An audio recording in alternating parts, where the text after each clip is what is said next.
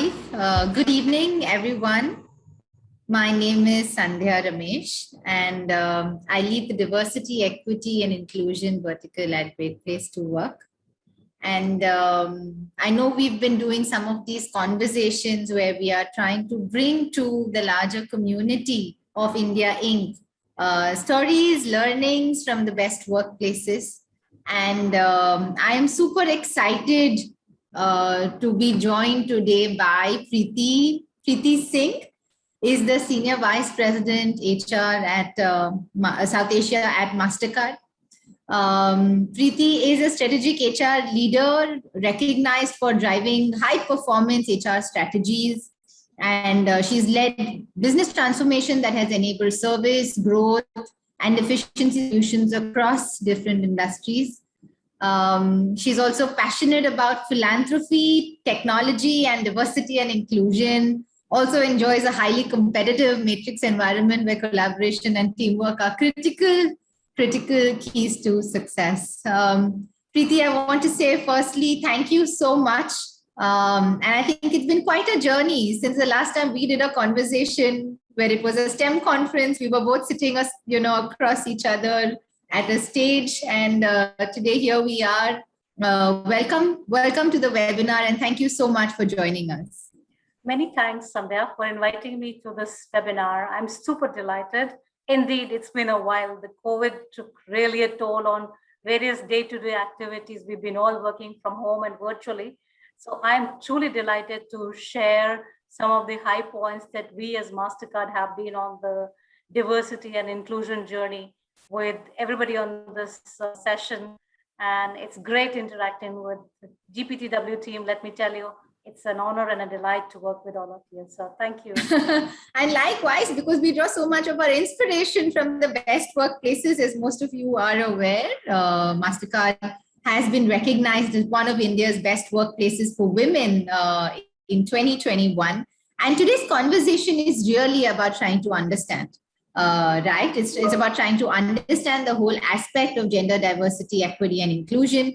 And how does Mastercard as an organization, I think, move year on year, strength to strength when it comes to this big mammoth philosophy of DEI, right? Yeah. So Preeti, I think I want to start with my first question. Sure. I've been very curious to also know about how does Mastercard's DEI philosophy today? I mean, when we talk about DEI philosophy, most of the organizations today are still thinking from a lens of employees. How is it going to help me attract a more diverse talent pool?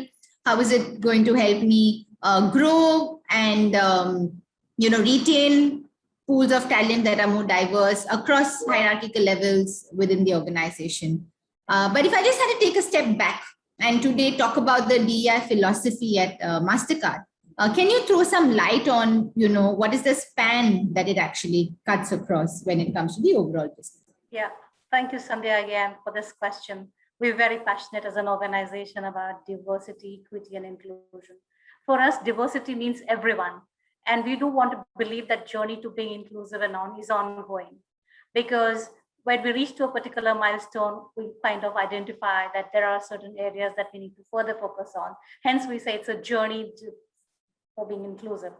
And what a wonderful moment today. October is the Global Diversity Month. Here we're talking about what a DEI is all about. At Mastercard, specifically talking, inclusion and diversity are all about more than bringing together people with different backgrounds, but it's also about creating meaningful connections and cultivate a culture where we all belong. We are a better team, one that makes better decisions, drive innovation, and delivers better business results. So it's certainly not only the right thing to do, but a decent thing to do. It makes good big business sense. And what we at Mastercard look at diversity, equity, and inclusion from a very strong 3 pillars that we'd like to really talk about. One aspect is the people and organization. And second is, because it's business imperative, we can't leave behind the markets that we operate in and the society at large, right? So these are the 3 broad areas that we kind of focus on. People, and from first pillar being people and organization, we all know, and this is a study by McKinsey that says Companies with gender diverse C-suites are 21% more likely to have above average profitability and 27% more likely to have greater long-term value creation. And not only this, from a people and organization perspective, these are all logic and reasons that we put together. The research also shows that teams are as much as 158% more likely to understand their target customer. If you have a diverse set of people working with you, as to what is the end user's requirement. And of course, I spoke about the innovation and better decision making. For example, if you're designing a product for a segment, and I take a quick example of a woman. If you're talking about a product that we'd like to cater to our women population, how best it is better designed and created for the value or the requirements of women if it is designed by women. So that's more people, and diversity makes a lot of difference. The second pillar being market. Like it or not, Sandhya, 80% of household purchase decisions are controlled and influenced by women. So it does make from a business sense for us to really tap on the diverse population. There's a study and there's a BCG report that says, basis the COVID recovery, whether it's going to be 81 trillion to 93 trillion dollars of global wealth will be controlled by women by 2023, compared to 39.6 trillion in 2016. So this is these are the factors that tell us. So, having a diverse workforce, and not only men and women, but even the third gender or beyond than that, the PWD, the seniors, the defense personnel, all of that makes a lot of difference to us. Now moving to the third pillar, which is the society, we've kind of noticed that there is a need for us as an organization to focus on society as well. In one of the researches that Mastercard was doing, that we found that 68% of women-owned SMEs need credit, and they are unserved or underserved. Now, we have put in place a project called Project Kurana in partnership with Hindustan Unilever, where we are offering credits to these SME, small and medium-sized entrepreneurs, women entrepreneurs, who are serving to their credit needs. And hence, we kind of looking at a full spectrum of including not only the people, which is our organization, but the market where we operate, what we're trying to put as business, and also as at large the society. And if I was to really say that if one is passionate about designing the inclusion and diversity equity framework in their respective organization, I would recommend they should consider 4 strong pillars, and that's been the key success story for us. Or strategic intent, number 1, very, very important. Inclusion and diversity should be integrated into overall company's growth and strategy. And it should be communicated throughout the organization. What we've seen in other organizations or some of the other places is if it remains in the PowerPoints or it sits in the Word documents, it's not really practiced. So it's important. And hence is the second point, which is very important, is around the leadership behaviors tone from the top. So leadership should exhibit the inclusive behaviors so that those who are from different backgrounds feel welcomed and treated equally in the organization. And most importantly, their voices are heard. Inclusive culture, third. Fourth, talent actions. So whether it's all about attracting, retaining, developing advanced talent programs should all be focused towards diverse and inclusive teams at all levels in the organization. So those are the very generic ones, but I'm happy to talk more about what are India-specific, Mastercard's India-specific DEI pillars and the initiatives that we have put in place. Thank you. Thanks, Preeti. And, that's exactly, I think, was the bedrock and the foundation when we started putting together the Workplace Inclusion Index, which is today a holistic model that, assesses organizations when it comes to their DEI philosophy. It's not really about just the workplace, but if you have to look at the workplace as an ecosystem that has influences, not only employees, but has an influence on your community and society, stakeholders, vendors, your customers, and the larger community ecosystem, how are organizations being able to play a more critical role in creating an equitable world? And I think it's so heartening to know that organizations like Mastercard, and at Mastercard, there are very clear set of pillars. There's a very clear intent, I think defined under each one of the verticals, which then become easier to get translated, right, into specific actions. Yeah. I probably come, to one question, at the India level, and as you know, and I'm just probably recapping it for some of our viewers. Today, Great Place to Work conducts one of the largest studies around gender parity in the workplace. It's probably the only study in the country that takes into consideration the voice of the employees, right, as part of the recognition process. I think that study, so this year we studied about 712 organizations. We had about 512 who actually made that first cut from which we arrived at India's 100 best workplaces for the large and about 50 best workplaces in the mid and small segment. When we were doing the research, insights from the report, we were very, I think, taken aback to see, when we were looking at a culture of innovation, although all organizations desire innovation as one of the outcomes of having diversity. We found that a lot more men as compared to women were actually feeling like they had opportunities to contribute in a meaningful way. And the higher you went in the organization, the wider that difference became, which meant that women who were today in senior leadership positions thought they had lesser opportunities to innovate as compared to their male counterparts, right, within the organization. I think that brings us to a very important point. And I think while there have been so many conversations around equity, and I'm not at all, I would say, undervaluing the requirement of equity and better power distribution within organizations, how is it that we can create an inclusive environment even at a leadership team, right? Where women, even across levels, are able to, in a way, articulate their ideas, feel that there is a psychologically safe environment for them to contribute to ideas. So if I had to ask you, Preeti, to help us understand maybe 2 or 3 practices that you have at Mastercard India that helps create, adequate psychological safety and inclusion so that both genders can equally participate in the workplace. Yeah, you make a very valid point, Sandhya, here. And I must highlight that at Mastercard, we have a winning culture which has respect and decency at its core. And what it means, what our chairman says, Ajay Banga says, that the hand is on the back, not on your face, which kind of creates that very easy environment and a platform where everybody can flourish. But let me take it differently, that's more philosophical, but let me tell you it's very specific here. So what we do at Mastercard, and this kind of is through pandemic that we kind of realized, and there was a bit of a homework that we did, that the future of work studies by World Economic Forum, IBM and Harvard Business Publishing say that there are 3 human skills that are going to be key for the future of work, and organization of future have to really take into consideration that. Cognitive skills, emotional skills, and social skills. These are all evolving.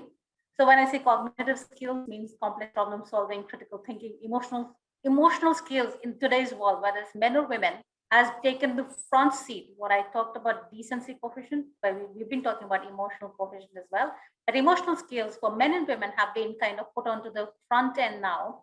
So it's all about intelligence, but also the self-awareness, self-development, ability to really adapt to the new environment, to accept the change, to be resilient, and social skills, social intelligence. And that's where the inclusive aspect comes in, right?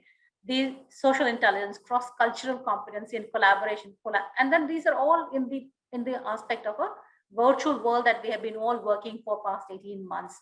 So what we did at Mastercard was we identified 5 focus areas where we could really create an inclusive environment for men and women both. I think we kind of realized that for women, there were enough studies, but men were equally important, that we could look at both of them together.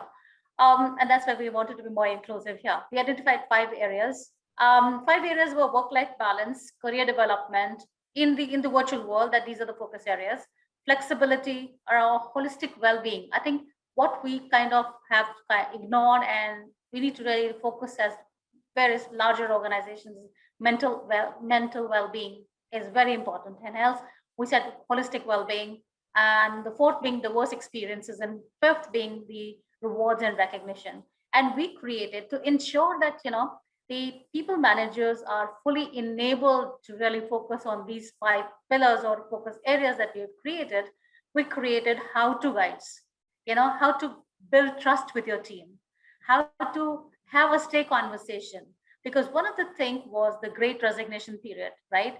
We did at Mastercard also experience attrition of women, which was slightly higher because they are the caregivers to that to they provide care to the children, elder at home. But we did see that men as well were kind of leaving the organization for either for a better career prospects, or they were kind of they found a job closer to their home. So how to have a stay conversation, how to detect burnout, right? How to how to respond to the high flight risk talent and potential resignation, how to increase the employee exposure. And what these how to guides were like, we kind of sat together with hundreds and thousands of managers to really make them understand how do you really go about build trust. What I mean by building trust is, being inclusive in decision making and demonstrating engagement, even if you're virtually working with anyone. And there were techniques that were taught. Stay conversations were designed to be proactive, having one-on-one conversations, typically between the manager and employee, to identify what is important to employees. So what is keeping employee worried, or what is he or she wanting to achieve, and uncover the motivation that what has kept them really engaged, or what could really tick them off that I need to really either take a break or do something differently. And we did equip our managers with the insights to act upon. If somebody said, I'm to the work-life balance, or I'm kind of tired with a particular technology, I'm done with this kind of a profile, we did enable the managers to make the right career decisions for our employees. And most importantly, this was a conversation that led to the building of trust, unlocking potential, and kind of helped us put in place the early warning system for retention related matters. And hence we were able to really look at it. Third was the burnout, right? How did we really detect the burnout? So we did look at some of the, the three aspects of individual: physical, psychological, and behavioral. What I mean by physical is, when you were working virtually, you'll ask me, if you're not seeing that person, how you really look at it. So we kind of enabled our managers to make an assessment about the thinking ability of their team members, the comprehending patterns or issues, or if there were any memory for related areas that needed a focus. The second aspect, the psychological aspect, was anger, irritability. I mean, if there are this particular team member is really exhibiting the behavioral, increased absenteeism, isolation, withdrawal, all of those things. The fourth, what we saw about increasing the employee exposure. So specifically talking about women, the question that you raised, I mean, we did put in place very concerted efforts around putting the career plans in place. What we mean by career plan is, at Mastercard, each employee has a development card. So what it means is, Preeti has a development card. She has to write what are my aspirations, what I think what my development areas are, and what I need to continue to build upon. And I'll sit down with my manager and I'll have an agreement on a plan. We will have 3 or 4 main action items, and we will work towards it. 3 will be with Preeti, 1 will be with the manager. So I'm accountable for my own growth. And if Preeti is not doing the right thing, then my manager will nudge me to do the right thing. So that's how we increase the employee exposure, networking, mentoring. We ran series of mentoring programs, and we've seen super successful stories of engagement across geographies, across locations, because we were working in without boundaries environment. So mentoring program helped us retain. Further learning, we saw a jump into the learning initiative or enrollment to our education assistance program, where a lot of people, because some of them were burning out, but some of them found a perfect balance to find that time to really sharpen their skills and saw for furthering their knowledge and skills. So we all of these were very, very important. And last but not the least, Sandhya, and I'm sorry for a long answer to your short question, is we did, as an organization, why we were enabling the managers and leaders to really enable the team members, women, men as well. But we kind of, as an organization, and this was especially as HR team that we looked at, and Chief People Officer kind of looked at it, Michael Picaro, looking at, we rolled out series of mental wellness programs. We declared meeting-free Fridays. So on Fridays, none of us are supposed to be scheduling a formal official meeting. We are supposed to be either reading, doing things that we would like to do more, which we could not complete during the weekdays, rest up afternoon. So every Friday until the end of this year is rest up afternoon. So on Friday, and the countries that don't work, I mean, they work especially in Middle East, they kind of observe Thursdays as the rest of afternoon, but in Asia Pacific and various other locations that have Monday to Friday work week, rest of afternoons. We launched various wellness apps and platforms because if there are, mental wellness matters or issues, and people still have that stigma and inhibition to really go to a psychologist or consult for anything. So we kind of launched wellness apps, Thrive, Live Well, and Wherever, and the platform that employee and their family. What we personally believe is, as an organization, it's not about an employee, their spouse, but do want to engage their family. So some of these benefits or the wellness initiatives, or during COVID, whatever the medical support and everything was we were offering, it was for the entire family, whether it's your spouse, children, parents-in-law, all of that. Last but not least, we just rolled out another one, which is about flexibility. Well, before we had the flexibility to work from anywhere, but COVID kind of propelled people to work from home. We kind of have introduced in a calendar year for 4 weeks that an employee can work from anywhere, any part of the world, and that should be all right from us. So short for a very long answer, sorry for that, but I do think that these are the couple of things that we've successfully done to really drive our DEI agenda, engagement of men and women, and truly creating an inclusive work environment where men and women thrive together. Thank you, Preeti. I mean, that's like a whole set and host of, practices for our audience here that they're going to be taking back, when it specifically comes to how is it that we can build better gender inclusion. I think one thing that stuck with me, also maybe because of, something I was reading prior to this, was an article which said that, I am not your diversity face, right? Increasingly, we're hearing conversations of organizations moving from, a gender focus to, I would say, neutralizing their support and philosophy of inclusion to make it more role-based. I caught you saying that a few times. I think you were talking about parental support. You were talking about, support across genders. Even our report highlighted. So the entire myth of, yes, women are experiencing more burnout than men. Mm-hmm. There was a myth there. In fact, in our best workplaces, we studied burnout. It was experienced by both genders. Yeah. But what was different is what was causing the burnout. Yeah. For women, it was, a higher load in terms of caregiving roles, as well as trying to balance out everything at work. And for men, the feedback was more about being able to have better equipped teams, teams that were constantly churning and very dynamic, their involvement in transforming their businesses. So it was, the challenges that were quoted were very different, right? And I'm going to come back to, that philosophy of what really, I think, what really inspired you all to now start saying, and at what time? Because there is a time in the entire DEI maturity of an organization where the conversation is all about what's our representation, how are we doing across levels, how are we doing across roles. But then there comes some time, right, in that maturity of how the organization is evolving in this journey, that the focus saying, let's create an inclusive environment. Equity and diversity could be an outcome of it. So can you throw maybe some more light on when did that switch happen at Mastercard? Yeah, so back in 2019, I mean, and globally we do have a lot of focus on women, diverse talent. So for each position that we hire, we have to have a woman on the slate. Otherwise, the hiring manager has to go back and do that. Not only the hiring, but each of our talent review programs, we do really see how are women being placed in terms of the talent segment or their future career prospects, etc. But back in 2019, what we realized, and I'm talking more specifically about India, was, there's a lot more focus on women, but then there are men that are also equally important in the ecosystem.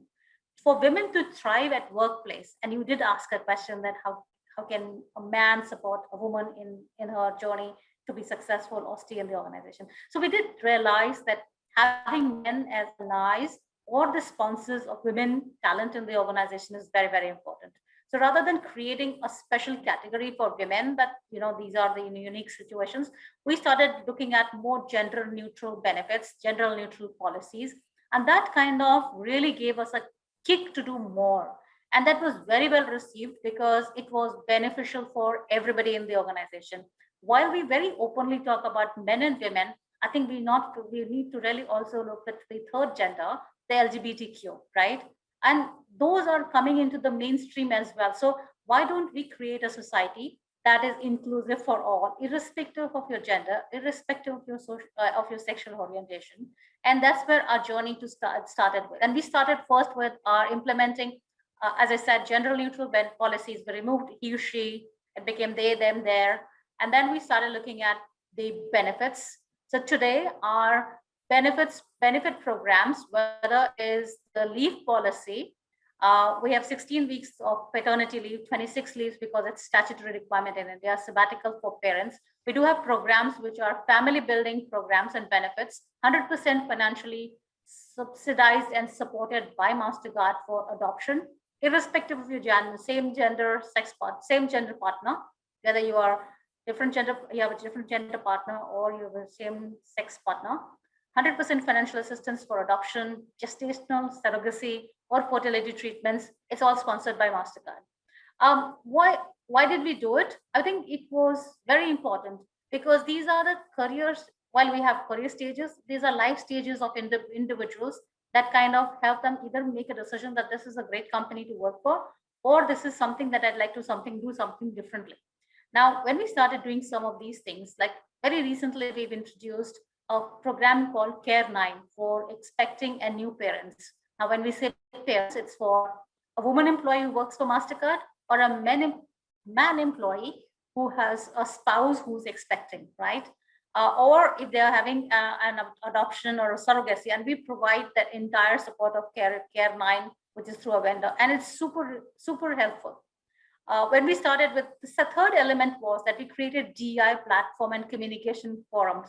We kind of very recently introduced, it's in 2021, we introduced a program by name of Urja, which means energy, and it's gender neutral for men, women, and our LGBTQ community as well. That's the platform to build awareness, educating on what are the benefits, what are the what are the offerings, or what does Mastercard's philosophy looks like, while it doesn't have to stay on the piece of paper or in the PowerPoint. And I can talk about the philosophy because, how do we create inclusion, but how do we really practice it every day, and created forums, right, to really help create that curiosity that promoted bringing a lot more women who had taken a career break or men who had taken a career break. So we do have returnship programs. And while we were doing all of these things on gender neutrality and getting everybody on being inclusive in the organization, the element of compensation comes very, very important. We've seen enough studies that the women are being less compensated than men. And this is one thing that Mastercard globally has been evaluating on year basis. At Mastercard, women make equal as a man would make. So that's a big achievement for us. And there are very specific audits that a management committee kind of looks at it, and we ensure that that gap is never created. And then those things kind of help us create a much more inclusive environment. And that's how it has been going so far. I mean, I can go on talking about Care 9, Women in Technology. We just have specific programs because they're effective for if you're a woman or a man in technology, if you're a woman in consulting, how do you go and work in the business resource groups? Last but not the least, I think I should talk about that. While I talk about all these programs, awareness and innovation together, I do believe that, and that's the very important pillar. And if I was to really talk about India strategy, we have ingrained DEI into organization systems, which is equity and equality, focus on hiring and attracting the diverse talent, elevating the experience of our talent pool. And the fourth is to capture and provide development exposure. And fifth is the very important pillar is around the honor and celebrate the differences. So we do celebrate the differences. We run learning circles wherein people come and talk openly what is acceptable to them and what is not acceptable to them. We celebrate Pride Month. I just said a short while ago, October is the month of global diversity. So we kind of running program of inclusion. It's an inclusion month. So we're running a global inclusion month. From October 11th to 15th, there will be series of actions that most of our employees will participate. We ran a campaign called Seat at the Table, and this was for men and women. as to what is stopping them from being not getting onto the table, and how, and that was one aspect of it. And other aspect of it, people who got the seat on the table, how did they reach there? That was the storytelling. And those are the things that kind of have really helped that create that platform and that whole experience for our employees, where we would like to believe that the best employees choose to be, and they choose to be with Mastercard. Wow, that's I think stories and having role models in any aspect in your life, and I think the piece about role models is the fact that it kind of reminds me of a conversation I was having this morning with an acquaintance, and Harish was the head of Axis Bank, was just saying that it's funny how we as humans actually draw courage from others, right? And Harish was talking about Harish's experience of being gender fluid, and how that can inspire courage, right? And I think having role models in the workplace, organizations creating that space so that you have a set of role models and you have individuals who aspire to reach their full potential, have that opportunity. So I think that piece is very inspiring, Preeti. Thanks for sharing.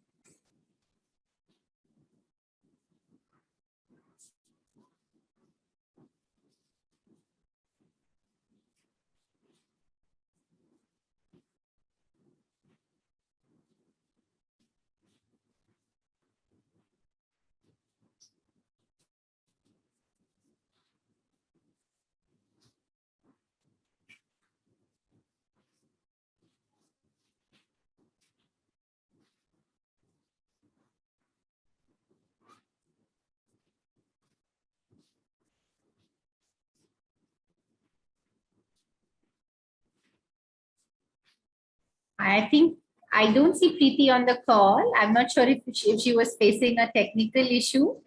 Can one of you from the Institute confirm, Shrimui, am I audible and am I visible? Yes, Sandhya, you are.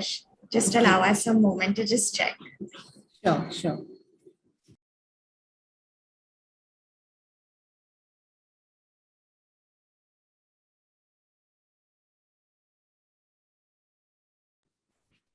Meanwhile, I'll probably take up, a couple of questions. I know that we may also want Preeti's perspective on some of these questions, but while Preeti is trying to log back in, I thought I'd pick up one question that's come up.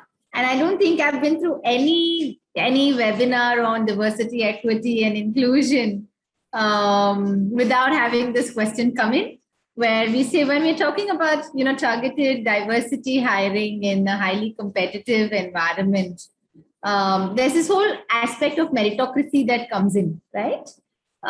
So sometimes do we compromise on meritocracy, or just to make sure that we're able to meet our diversity goals? Yeah. I think I'll probably take this question up, and then maybe when Preeti is back, we can hear her perspective on it. So I think my view on this entire aspect is that the whole concept of meritocracy is fairly subjective, to a large extent. Yeah, I think our ability to have achieved what we have achieved is a combination of, yes, privilege, luck, and us being capable. So I think there are multiple elements that go on to define how we've been able to achieve success in life. I think specifically with respect to organizations and hiring as a practice, it really depends on, I would say, the kind of role that one is looking at. I mean, is there enough scope, adequate scope for the person to come on board and then create that transition time for them to grow, right? Intuit is an organization that actually has a program of Intuit again, because they know that those who are coming back into the workplace would require some transition time to be able to kind of get all the relevance of the last few years that they've been out of the workplace. So they actually factor for the role, keeping in mind that particular time that it's going to take for them to transition into a full-fledged role, right? There's NatWest that's been running, a program on transgender internships, right? So internships, ensuring that you have, better internship, better structured internship programs. And I think it all goes back to the way we actually come down to structuring our hiring as a practice within the organization, and do our, and do the resource planning, right, for each of our teams and our verticals. So I think being able to go down to that level and then say, where is the opportunity for me to create better internship programs, better integration programs, is a way in which you can address some of the issues that are coming up.